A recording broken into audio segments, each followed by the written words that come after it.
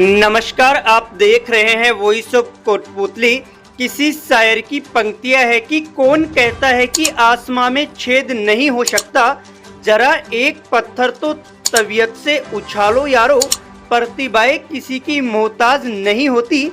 ऐसा ही कुछ कर दिखाया है गड्डी की बकरी चराने वाली बेटी मोनिका गुजर ने, जिसने कक्षा 12वीं में कला संकाय में 94.20% अंक प्राप्त कर इतिहास रचा है।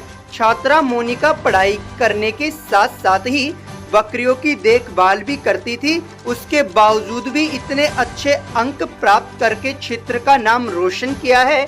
बिटिया की इस उपलब्धि पर क्षेत्र में खुशी की लहर छाई हुई है। आपको बता दें कि राजकीय उच्च माध्यमिक विद्यालय गढ़ी की छात्रा मोनिका गुजर ने कला संकाय में 94.20% अंक प्राप्त कर उपखंड नारायणपुर में राजकीय विद्यालयों में श्रेष्ठ परीक्षा परिणाम दिया है। नारायणपुर उपखंड अधिकारी दिनेश शर्मा व विद्यालय प्रधानाचार्य यादवेंद्र सिंह यादव ने दूरभाष पर छात्रा मोनिका को बधाई देते हुए उत्साहवर्धन किया।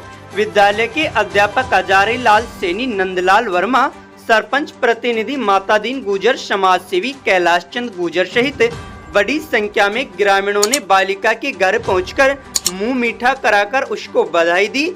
आपको बता दें कि वर्ष 2022 में भी गढ़ी की बकरी चराने वाली छात्रा रवीना गुजर ने 12वीं में 93% अंक प्राप्त कर इतिहास रचा था।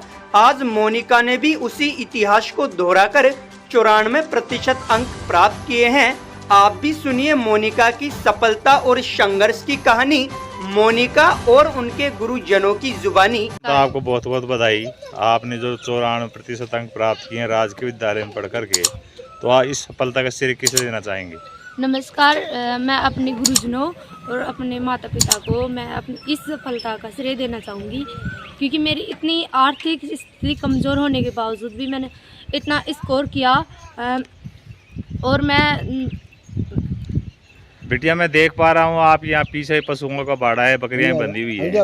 आपके ताऊ जी बकरी चाहते हैं, परिवार भी बकरी पालन करता है, तो इसके साथ साथ आप कितना सहयोग करते थे पशुपालन के अंदर बकरियों का? मैं काफ़ी सहयोग करती थी, क्योंकि मैं बचपन से मेहनती रही हूँ और मेरे घर वालों ने और मेरे गुरुजनों ने मुझे मेहनत करना इस तरह से सिखाया कि कैसा भी परिश्रम हो और एक कैसी भी परिस्थिति हो, उसे हम हर मेहनत से ही बदल सकते हैं। आप पीछे देख रहे हैं, यहाँ पे बकरियाँ और भैंस भी है। उनको मैं शाम और सुबह दोनों टाइम संभालती थी और पढ़ाई भी करती थी। ये देखने में आया कि प्राइवेट स्कूल के बच्चे, जबकि आप शुरू से आखिर तक राजकीय विद्यालय में पढ़े, तो आप राजकीय विद्यालय के अध्यापकों के बारे में और पढ़ाई के बारे में क्या कहना चाहेंगे? राजकीय विद्यालय में अच्छी पढ़ाई होती है, प्राइवेट स्कूल में पढ़ाई होती है? सबसे पहले तो मैं फिर से मैं अपने गुरुजनों को धन्यवाद कहना चाहूँगी, क्योंकि कहते हैं लोग कि बख्शी जितना करते हो कि बख्श जितना करते हो उतने लोगों को बख्शते नहीं। कहते हैं मेरे गुरुजनों को बहुत से कहा कि आप क्या करोगे, सरकारी स्कूल को इतना कमज़ोर समझते हैं लोग कि सरकारी स्कूल में कुछ पढ़ाई नहीं होती, लेकिन मैं सबको ये बताना चाहूँगी कि सरकारी स्कूल में उन्हें रट्टू तोता नहीं बनाते, वो उसको एक इतना कड़ा परिश्रम नहीं करवाते, वो खेल खेल में पढ़ाई करवाते हैं और इतने अच्छे से अपनापन दिखाते हैं। क्योंकि वहाँ पे हम स्कूल में जाते हैं तो जैसे प्राइवेट स्कूल में डंडे से पढ़ाई करवाते हैं, लेकिन मेरे टीचर्स ने मुझे कभी ऐसा महसूस नहीं हुआ कि किसी को डंडे से पढ़ाया हो, लेकिन उन्होंने अपना माता पिता और बहन भाई समझ के पढ़ाया। बेटा, अभी आपने उपखंड का हमारे एसडीएम साहब दिनेश शर्मा ने बधाई दी, तो आपने उनसे बातचीत भी, तो उन्होंने आपसे क्या कहा और क्या बधाई दी?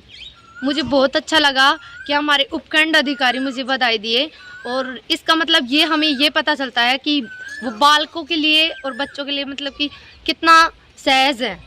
और अभी मेरे प्रधानाचार्य है और मेरे टीचर्स ने बधाई दी। आप इनके शिक्षक रहे हैं, आपके विद्यालय की बिटिया ने फिर एक बार नाम रोशन किया है। 3 साल पहले की यादें फिर जागृत हो गई हैं। बिल्कुल। वो बिटिया भी बकरियां चराती थी, आज भी देखो संयोग कहें योग कहें, इनके भी बकरी का पालन है। क्या कहना चाहेंगे? देखो बड़ा अच्छा लग रहा है और कहते हैं कि इतिहास अपने आप को दोहराता है।